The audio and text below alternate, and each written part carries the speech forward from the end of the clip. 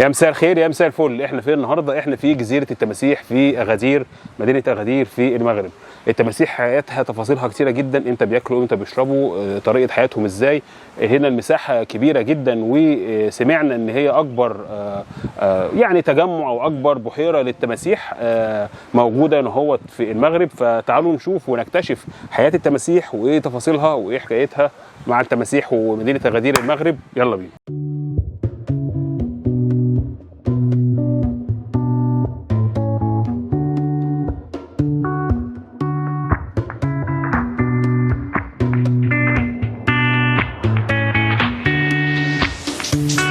حديقة التماسيح. دخلنا حديقة التماسيح أو جزيرة التماسيح وشفنا طبيعتها في أكبر مكان تجمع للتماسيح في المغرب وفي شمال أفريقيا. بجد كانت رحلة ممتعة جدا، وشكرا جدا لإدارة المكان لدعوتهم الجميلة. أولا المكان آمن جدا ونظيف ومنظم، في أماكن كثيرة للراحة وانت ماشي، يعني تقدر تريح رجلك وتقعد ومجانا وبدون أي رسوم، وده شيء مهم. وفي مطاعم أو كافيتريات لو تحب تقعد تشرب أو تاكل حاجة، والفيو بتاعها بانورامي على التماسيح مباشرة، وهو يعتبر متنزه كبير مفتوح. وكمان جواه جزيرة للنباتات ممتعة جدا، الزوار بيحبوها، وفيها نباتات نادرة وبشكل ظريف. والناس هناك بيعاملوا كل الزوار سواء عرب أو أجانب أو من أهل البلد بشكل راقي وجميل، والابتسامة على وجوههم.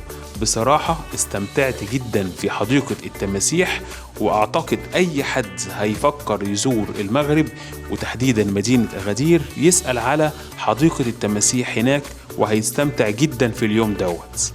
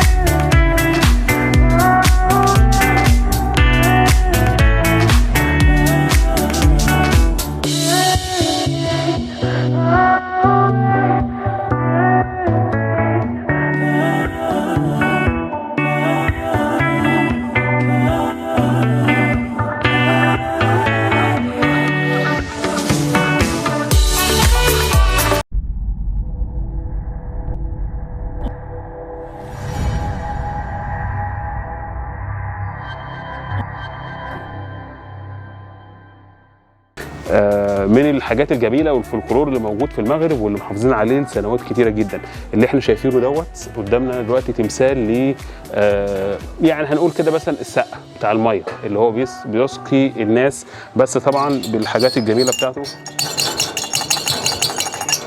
بيقعد يخبط بالجرس ده عشان ينبه الناس ان هو معاه ميه، وبيحط لهم احيانا تمر وبيحط لهم حاجات كده هوت عشان خاطر يعني فيها سكريات، لان بيبقى عاده موجود في الساحات الشعبيه الكبيره زي مراكش وزي ساحات مختلفه يعني.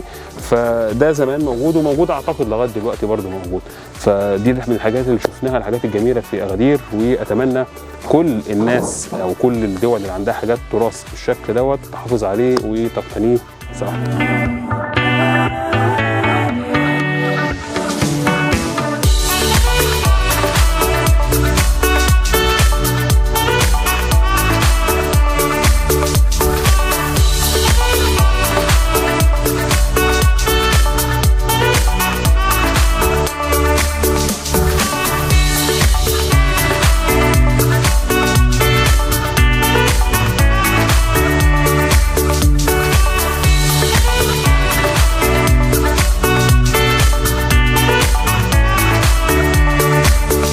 بصراحة جزيرة التماسيح هنا هو حياة التماسيح حياة عجيبة وغريبة ومخيفة في نفس الوقت، وفيها تفاصيل كتيرة جدا، ولو تعرف حياتهم ماشية ازاي فعلا هتتعجب. الإناث والبيض بيحطوه ازاي، وازاي الذكور بتتخانق مع بعض. الموضوع فيه تفاصيل كتيرة قوي.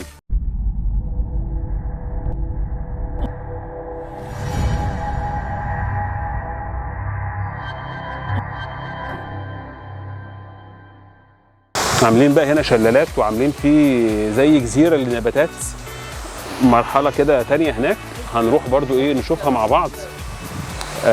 وهم موجودين تحت اهو. يعني بصوا ده حجم عملاق، بصوا يا جماعه حجمه عامل ازاي، يعني حجمه كبير فعلا.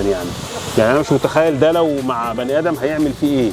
او هو مش محتاج يجري، هو محتاج يعني هو بصوا اللي ينزل تحت على الله حكايته بقى. يعني اللي ينزل تحت على الله حكايته خلاص. وفي نهاية تقريرنا ما تنسوش تعملوا مشاركة للفيديو ومتابعة ولايك للبيج على الفيسبوك عشان يوصل لكم كل جديد بننشره، وتعملوا اشتراك بالقناة وتفعيل الجرس لو بتشوفونا من على اليوتيوب.